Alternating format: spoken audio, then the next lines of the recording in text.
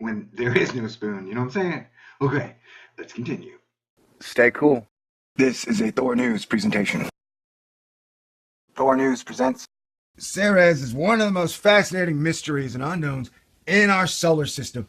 Hello and welcome to the most exciting and spectacular year ahead in astronomy, the heavens, and opportunities to learn more about celestial physics. I'm your host, the Indiana Jones of awesomeness, and we're going to be taking a look at the coming events between now and the end of 2015, which I guess is like a year and a half. It's going to be filled with awesome new modern day discoveries as we have satellites arriving at Ceres, seriously bro, we got satellites arriving at Pluto.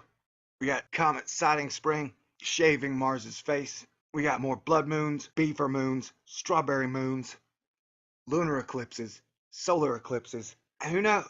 Maybe this period will be the period, like I guessed, that science will announce they have found life. That does bring up an interesting question, though. If science finds life, how long would it be before they announced it to the people? Hey, Grasshopper? Hey, did you know that Astronomy Day Part 2 is on October 4th? I did not know that either. That's the great thing about my videos is even I learned.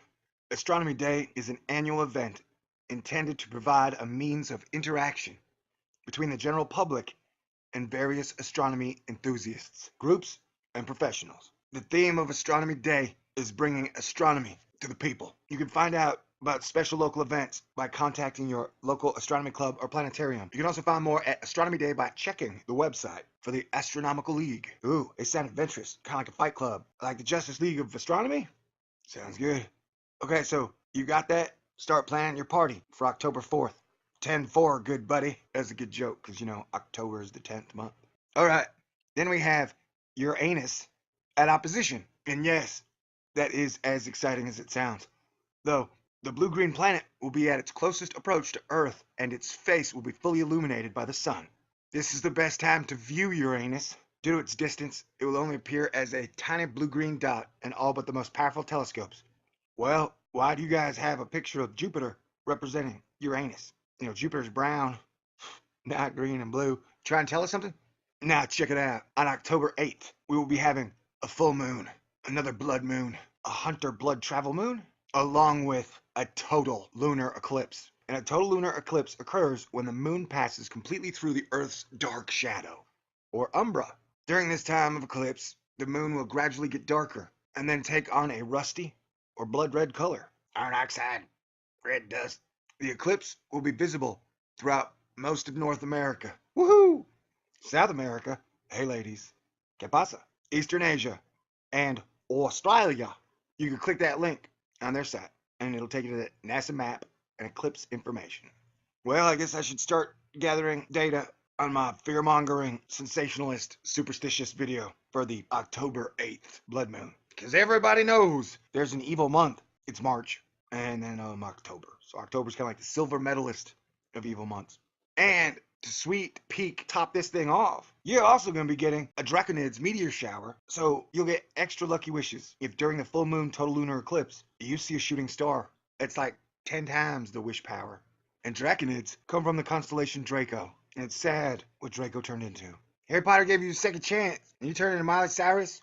I am disappointed. On October 19th, 2014, Comet A1 sighting spring will nearly miss Mars, and we will get to see it in all of its glory with all of NASA's orbiters and rovers. And if you remember the fantastic photographs from Comet Ison, we should definitely get our hopes up. Asterisk. LOL. What? Alright, yeah. On the 19th October, Comet sighting springs, which could be a giant comet, is going to pass right by Mars. And we're expecting Mars then to shoot out a bunch of lightning bolts and giants to spring from Mars towards Earth. No, I'm just kidding. We don't know what to expect. Right now, the thing is on watch. Not alert, not danger. But it should be interesting. Hopefully we'll get some good footage out of it. Hopefully we'll get a lot of good science knowledge. And hopefully there'll be some cool stories. I hope it doesn't just graze Mars and then head straight for Earth. No, I'm just kidding. That can't happen. Remember, no danger can ever come from space. Asterisk, asterisk, asterisk. Will it screw up everything? Who knows? But we do know that will make October very interesting. Wow, it'll be about 1/3 the distance between Earth and our moon. 82,000 miles? That's pretty close. So I would guess Mars will be enveloped in the coma and the tail. They say that comets bring water to planets, but maybe does your rover have a scooper on it so you could scoop up some of the material that falls from the sky? Or maybe your orbiters could do that. Odds of hitting Mars?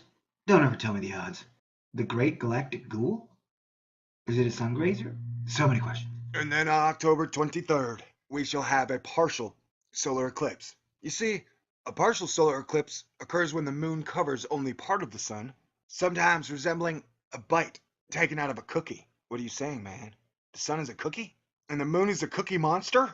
Mind equals blown.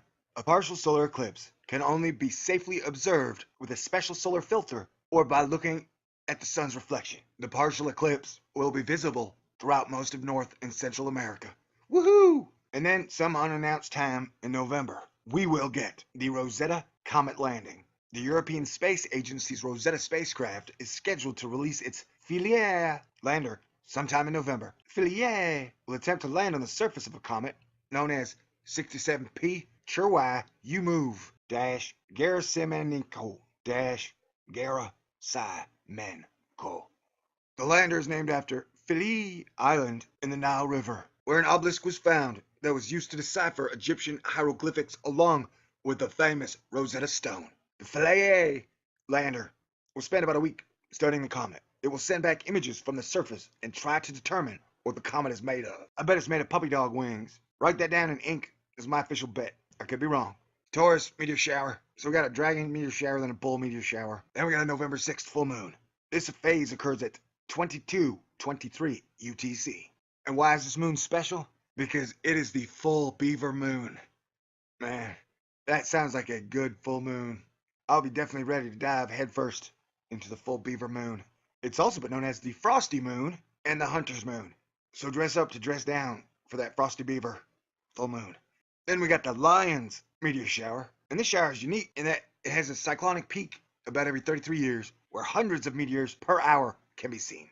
The last of which occurred in 2001. And then December 6th, we get a full moon, 1227. And this is the cold moon, or the full long night's moon. So far, the beaver moon and the full long night's moon sound like my favorite moons. All long night long, all long night long. And then on December 21st, wait, why does that date sound familiar? The December solstice will occur at 23:03 UTC. Don't get me wrong. You might be going, hey man, what is so special about that? And these are only the undercard fights, bro. These are the 2014 events leading up to the big events. And let me tell you, we have some big events coming in 2015. They may be giant disappointments. They may be giant revelations. They may be giant game changers. But no matter what, make no mistake, it's going to be a giant year for astronomy. And that's exciting. Now remember, opposition is, in positional astronomy, two celestial bodies are said to be in opposition when they are opposite sides of the sky, viewed from a given place, usually Earth, but not always. Opposition occurs in superior planets. The moon, which orbits Earth rather than the sun, is in opposition to the sun at full moon. Interesting. Remember, conjunction, like let's say Mercury, for example, is said to be in inferior conjunction when the sun and the Earth are aligned on opposite sides of Mercury. Mercury is in superior conjunction when Mercury and Earth are aligned on opposite sides of the sun. A conjunction occurs when two astronomical objects have either the same crap. You guys are always trying to put too much sugar in the spoon when there is no spoon. You know what I'm saying? Okay, let's continue. Stay cool. This is a Thor News presentation.